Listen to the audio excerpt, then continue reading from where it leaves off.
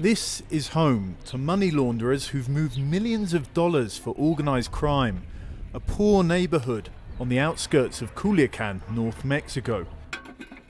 This woman, known only as Maria, lives with her family in a wooden shack with no running water.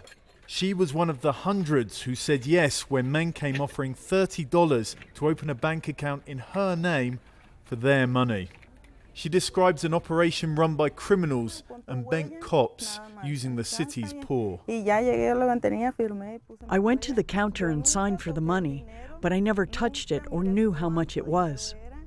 The man with me put it in a black bag, and then a police patrol bike arrived and took it. Then they took me back to my house and gave me 500 pesos. Organised crime has been offering the same deal all over the outskirts of Culiacan, a stronghold of the powerful Sinaloa cartel, says the lawyer who's been advising some of the women lured in. Nosotros les pusimos las Marías. To keep these women anonymous, we've named them all the same, the Marias. And there are hundreds of Marias that all have this problem. Now Mexico's General Attorney's Office is investigating the Marias. It's seized their bank accounts, and these women say they can't get a loan or a regular paycheck. Meanwhile, drug money continues to flow through Culiacan.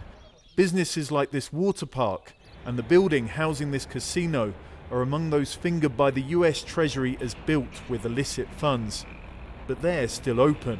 The Mexican government, one after the other, always goes after the small fish. These are basically people who are making a few dollars for every one of those transactions, but they're not touching the main businesses that are operating behind those people. Mexico's Attorney General's office refused to comment on the Culiacan Marias, but drug money remains a chronic and growing problem for the whole country. Reports of money laundering in Mexico have increased by 65% in the last 8 years, according to a report from the country's Senate. But it's not just Mexico's problem. $29 billion of illicit funds move between the United States and the country every year, the US Deputy Assistant Attorney General recently said. Meanwhile, sources told us that Culiacan criminals continue to go to these neighborhoods, and they've increased their offer.